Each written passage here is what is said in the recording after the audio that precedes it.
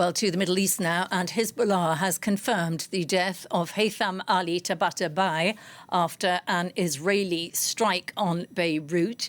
He was a senior military operator in Hezbollah. It was the first Israeli strike on the Lebanese capital since June. Lebanon's health ministry said 5 people were killed and 25 were injured in the strike in the southern suburbs of Beirut. The strike coming just days before Pope Leo is scheduled to visit Lebanon on his first foreign trip. Well, I'm now joined on the line by Noga Tarnopolsky in Jerusalem for more on this story. Hi, Noga. This then, Israel's most dramatic military operation since the ceasefire by killing this senior Hezbollah official in Beirut.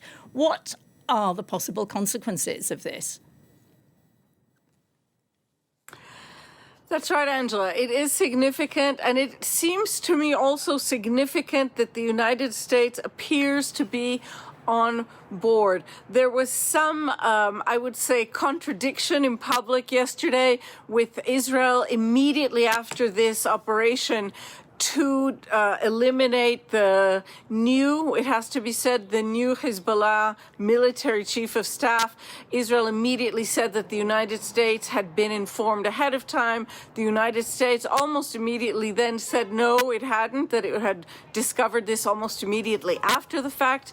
But in the wider picture, what we see is that the United States has worked very hard to maintain the ceasefire in Lebanon, a ceasefire that exists exactly for a year just now, November, is on board and had a $5 million prize on the head of this Hezbollah chieftain.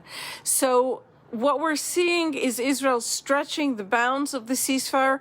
Hezbollah appears to have successfully rearmed itself and is threatening Israel with a response, but also does not want to appear to be itself weakening the hold of the Lebanese government over Lebanon. So what we're seeing right now is Hezbollah apparently taking a few days to make a decision. This is also what the Israeli military intelligence had foreseen would happen.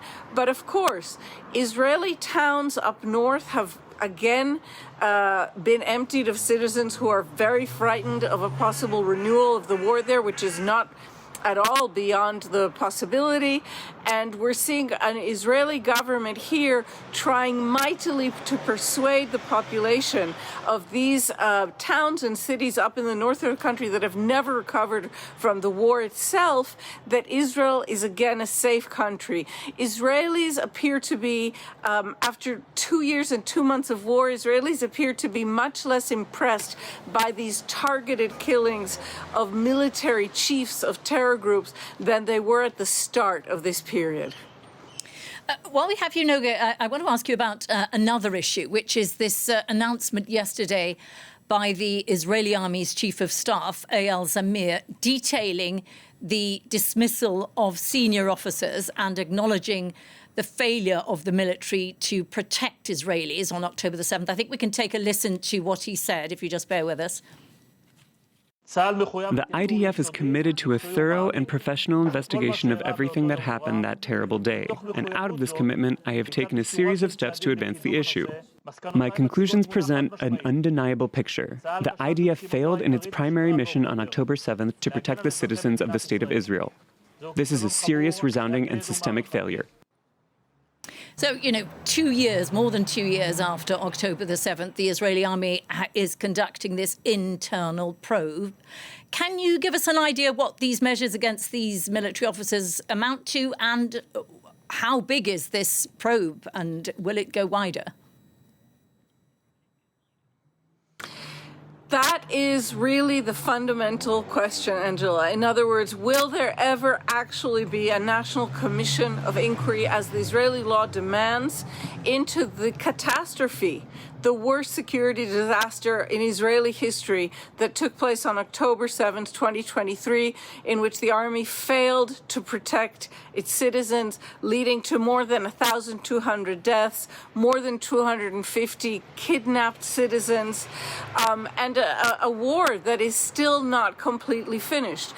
What we saw yesterday from General Eyal Zamir, the Chief of Staff of the Israeli Army, was truly a very strange display in which he was attempting to persuade Israelis that those military commanders responsible for the security failures are being held responsible. Now, the generals who he publicly reprimanded have all already resigned from the army, some more than a year ago. And so in real terms, for example, in their professional files, it will be written that they were dismissed rather than that they resigned. But there really isn't much real-life impact. And what Israelis are really yearning for is a comprehensive investigation, a national independent investigation. The Chief of Staff of the Israeli Army is operating in a very difficult political context in which the Israeli government and its prime minister, number one, are refusing to permit the establishment of a real commission of inquiry.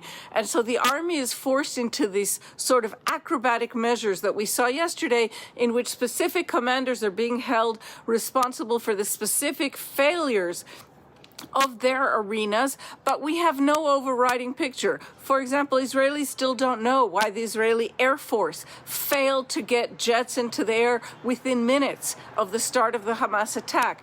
They really do not know why warnings from young intelligence observers on the border with Gaza that Hamas was preparing a war were ignored. All of these more fundamental questions that could lead to a wider-ranging investigation, all of these remain open questions, again, because the government is refusing to permit there to be a real investigation. And what we saw yesterday was the Chief of Staff kind of doing what he can with the material he has from much more technical, limited internal military probes.